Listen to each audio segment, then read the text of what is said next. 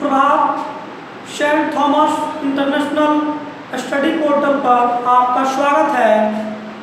प्यारे बच्चों, आज हम लोग कक्षा 8 के हिंदी विषय के पाठ 1 का अभ्यास प्रश्न उत्तर करेंगे, तो ध्यान देंगे।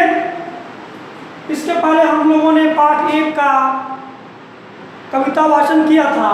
यह प्रार्थना है सरस्वती वंदना और इसके कवि है सूर्यकांत त्रिपाठी निराला। तो यह पेज नंबर अभ्यास जो है वह पेज नंबर 10-11 में दिया हुआ है, पृष्ठ संख्या 10 और 11 में। तो आइए हम लोग उसको करते हैं। इसमें लिखा हुआ है, पेज नंबर 10 देखेंगे, ठीक है। उसमें लिखा हुआ है बाणी से, मतलब इनका जवाब मौखिक देना होगा, आपको बताना पड़ेगा। इन प्रश्नों के उत्तर मुंह से बोलना पड़ेगा। तो देखेंगे क नंबर लिखा हुआ है, सही उच्चारण करो। प्रिय, स्वतंत्र, अमृत, मंत्र, बंधन, ज्योतिर्मय, निर्झर, प्रकाश, मंद्रव। मंद्रव कठिन शब्द लग रहा होगा आप लोगों को, तो मंद्रव का अर्थ आप लोगों ने देखा होगा, बादलों की गंभीर ध्वनि। मंद्रव का मतलब है बादलों की गंभीर ध्वनि। बाकी आप लोग जानते होंगे, वृंद माने समूह होता है, वृंद। स्वर माने ध्वनि, विहग माने पक्षी, निर्झर मतलब झरना, ज्योतिर्मय यानी प्रकाश से जगमग, ठीक है। तो अब है प्रश्न संख्या ख, सोचो और बताओ। पहला नंबर दिया है, कविता में कवि किसकी वंदना कर रहा है। तो यह तो आप लोग जानते ही होंगे, पाठ के नाम से ही स्पष्ट है। तो इसका उत्तर क्या होगा? इसका उत्तर होगा सरस्वती की वंदना कर रहा है।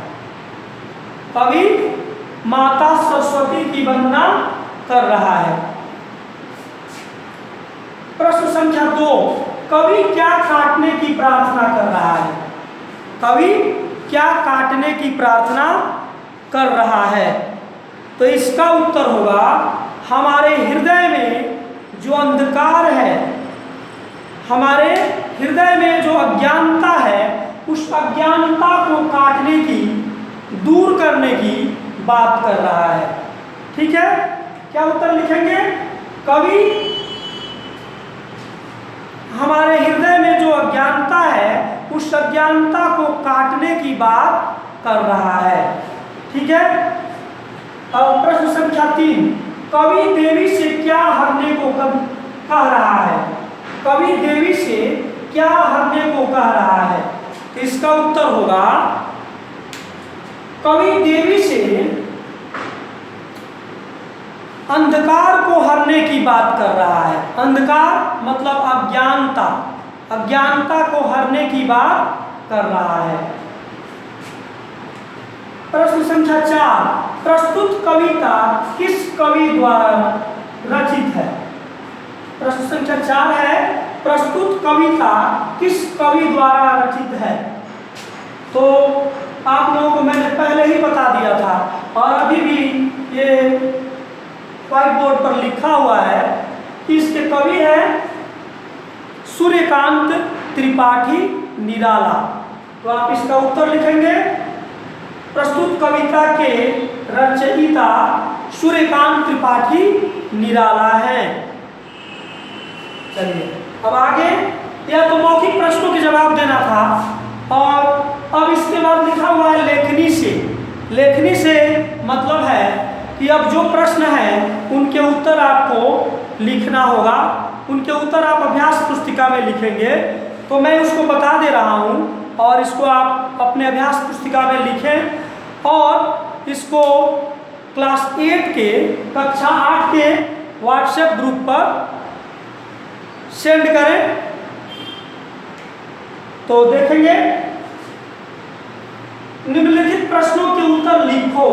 पहला नंबर, कवि ने किसी अन्य देवी देवता से वर न मांगकर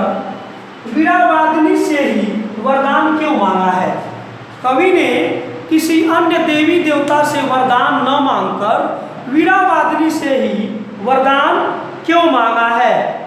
तो इसका उत्तर क्या होगा? इसका उत्तर होगा क्योंकि देवी सरस्वती ही विद्या की देवी हैं। देवी सरस्वती ही विद्या की देवी है। ठीक है। प्रश्न संख्या 2, इस कविता में कवि ने देवी से क्या वरदान मांगा है? तो इसका उत्तर देंगे, इसका उत्तर लिखेंगे।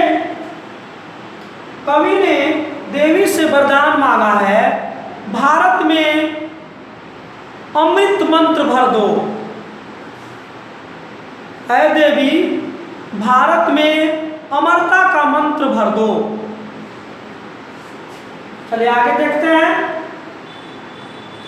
प्रश्न संख्या 3, देवी सरस्वती से कौन सी नई वस्तुएं प्रदान करने की याचना करते हैं? देवी सरस्वती से कौन सी नई वस्तुएं प्रदान करने की याचना की गई है? तो इसका उत्तर आप क्या देंगे? इसका उत्तर आप लिखेंगे कि नई गति, नया लय, नए ताल छंद, नए कंठ और नए बादलों की गंभीर ध्वनि, नया आकाश और पक्षियों का नया समूह और नया स्वर प्रदान करने की याचना की गई है। ठीक है।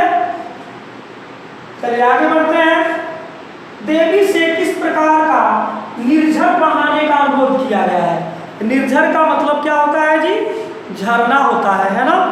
तो देवी से किस प्रकार का निर्झर बहाने का अनुरोध किया गया है? तो इसका उत्तर आप देंगे, क्या देंगे? ज्योतिर्मय निर्झर। क्या लिखेंगे? ज्योतिर्मय निर्झर। ज्योतिर्मय, ज्योतिर्मय निर्झर। ठीक है। तो इसका उत्तर आप लिखेंगे, देवी से ज्योतिर्मय निर्झर बहाने का अनुरोध किया गया है। तो आप लोग इन प्रश्नों के उत्तर अपने अभ्यास पुस्तिका में लिखें और इसको अपने क्लास 8 के व्हाट्सएप ग्रुप पर सेंड करें। और एक अनुरोध आपसे यह है कि आप अपने अभिभावक को बोलिए कि वे विद्यालय के कार्यालय में पहुँचे और वहाँ से पाठ्य पुस्तकें, जो भी आपकी पुस्तकें हैं, उनको ले जाएं, क्योंकि पुस्तकों के बिना पढ़ाई संभव नहीं है। इस बात को आवश्यक समझें। जय हिंद बच्चों, धन्यवाद।